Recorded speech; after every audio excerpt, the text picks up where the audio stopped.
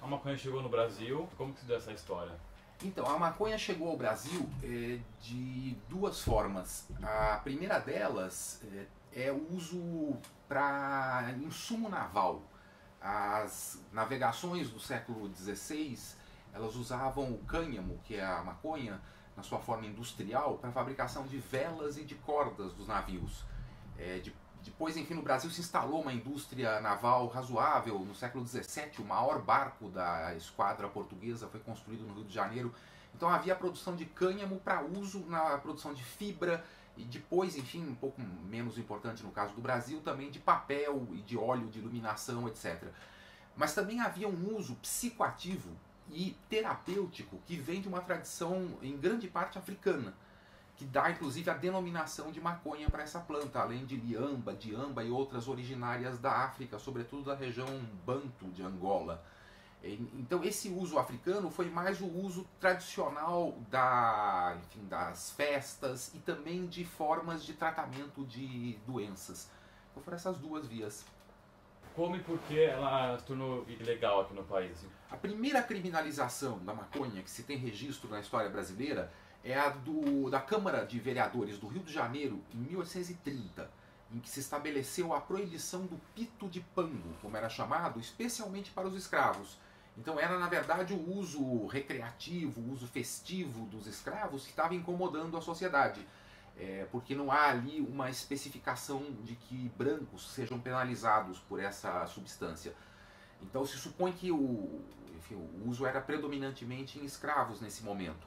Depois, mais tarde, na República, após a proclamação da República, quando se estabelece o Código Penal, vai haver uma delegacia especializada em tóxicos, curandeirismo e mistificações, que vai combater tanto umbanda, candomblé, práticas religiosas afro-brasileiras, como a capoeira e o uso de maconha.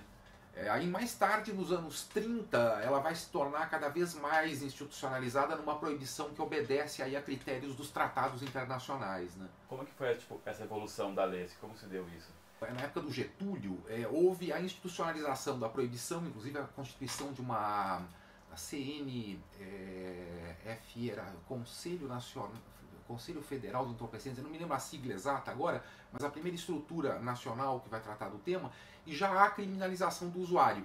Isso é agravado da época da ditadura, nos anos 70, quando vai ter essa distinção clara do 12 e do 16, e finalmente agora, mais recentemente, em 2006, né, se eu não me engano, houve a última lei que estabelece uma relativa descriminalização do usuário, mas deixa o critério de quem é o usuário ao cargo da autoridade, sem estabelecer uma regra objetiva. Então isso na prática significou que depois dessa lei, 11.430, né, se eu não me engano o número, que é já do governo Lula de 2006, que depois dessa lei a população carcerária do Brasil mais que duplicou, alcançando hoje 500 mil de pessoas, 500 mil, dos quais mais ou menos 120, 130 mil são por causas ligadas a drogas. E a grande maioria é de pequenos traficantes, sem vínculo com atividade de violência. Então, na verdade, está tendo uma interpretação na lei que é de criminalizar a pobreza. Um jovem negro numa favela, num bairro pobre, é considerado traficante mesmo que ele esteja com 10 gramas. Enquanto que um jovem de classe média fica isento por causa da lei atual.